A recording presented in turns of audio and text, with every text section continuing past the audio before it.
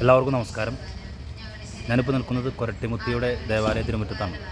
എറണാകുളം അങ്കമാലി അതിരൂപത administrative arch ബിഷപ്പായിട്ടുള്ള Bosco Puthur പിതാവ് ഈ കൊരട്ടിപ്പള്ളിയിൽ ഫാദർ ജോസ് ഇടശ്ശേരി ഇവിടെ ഇടവക വികാരിയായിട്ട് പ്രവർത്തിച്ചിരിക്കുന്ന സമയത്തുണ്ടായിട്ടുള്ള കണക്കുകളും മറ്റും പരിശോധിക്കാനായിട്ട് 4 പേരെ ചുമതലപ്പെടുത്തിക്കൊണ്ട് നവംബർ 14 തീയതി ഒരു കൽപ്പന പുറപ്പെടുവിച്ചിട്ടുണ്ടായിരുന്നു.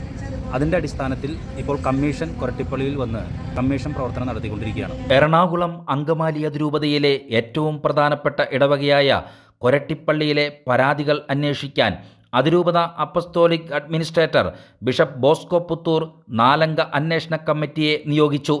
Retired sub judge Shri Joseph S കൺവീനറായി chartered accountant Shri M J Paul FCA, father Zacharias Paranilam, Shri Deepu Thottungal എന്നിവരാണ് കമ്മിറ്റി അംഗങ്ങൾ.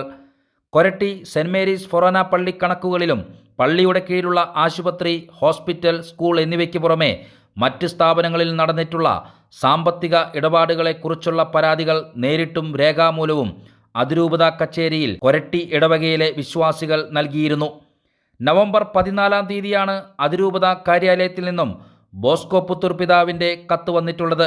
മുന്നിടവക വികാരി ഫാദർ ജോസ് ഇടശ്ശേരിയുടെ ഭരണകാലഘട്ടത്തിൽ വളം വിൽപ്പനയുമായി ബന്ധപ്പെട്ട് വലിയ പരാതി ഉയർന്നിരുന്നു. കൂടാതെ മറ്റു പല വിഷയങ്ങളിലും പരാതികൾ ഉയർന്നിട്ടുണ്ട്. ഈ സാഹചര്യത്തിലാണ് കഴിഞ്ഞ 5 വർഷത്തെ ഓഡിറ്റിംഗ് ഉൾപ്പെടെയുള്ള കാര്യങ്ങളിൽ പരിശോധന നടത്തണമെന്ന് പ്രത്യേകം നിർദ്ദേശം വെച്ചിട്ടുള്ളത്. അതിരൂപത നിശ്ചയിച്ച കമ്മിറ്റി ഇന്ന് കൊരട്ടിപ്പള്ളിയിൽ വന്ന് പരാതികളുടെയും ആരോപണങ്ങളുടെയും നിജസ്ഥിതി അറിയാൻ പ്രവർത്തനം ആരംഭിച്ചു. ഇന്ന് പലരുടെയും പരാതികൾ നേരിട്ട് കേട്ടതിന് ശേഷം കമ്മിറ്റി തിരിച്ചുപോയി. തുടർ ദിവസങ്ങളിലും 4 അംഗ കമ്മിറ്റി പ്രവർത്തനങ്ങളുമായി ബന്ധപ്പെട്ട് കൊരട്ടിപ്പള്ളിയിലുണ്ടാകും.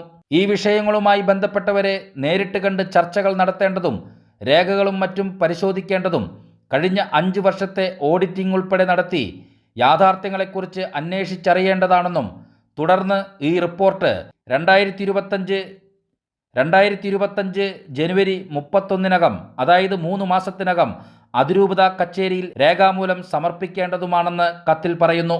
5 വർഷത്തെ പള്ളിയുടെ ഓഡിറ്റിംഗ്, 5 വർഷത്തെ ആശുപത്രി, ഹോസ്റ്റൽ, അനുബന്ധ സ്ഥാപനങ്ങൾ എന്നിവയുടെ ഓഡിറ്റിംഗ്, സ്കൂളുമായി ബന്ധപ്പെട്ട സാമ്പത്തിക ഇടപാടുകളും ടീച്ചർമാരുടെ നിയമനങ്ങളും, പള്ളിക്ക് ലഭിച്ച വിവിധ നേർച്ചകളുടെ സ്വർണം ഉൾപ്പെടെയുള്ള നിജസ്ഥിതി വിവര കണക്കുകൾ, 5 വർഷത്തെ പള്ളിയിൽ നിന്നും പള്ളിവക സ്ഥാപനങ്ങളിൽ നിന്നും നടത്തിയിട്ടുള്ള വസ്തു ഇടപാടുകളുടെ വിവരങ്ങൾ എന്നിവയെക്കുറിച്ചാണ് പരിശോധനയിൽ പ്രത്യേകമായി ഉൾപ്പെടുത്തിയിട്ടുള്ളത്.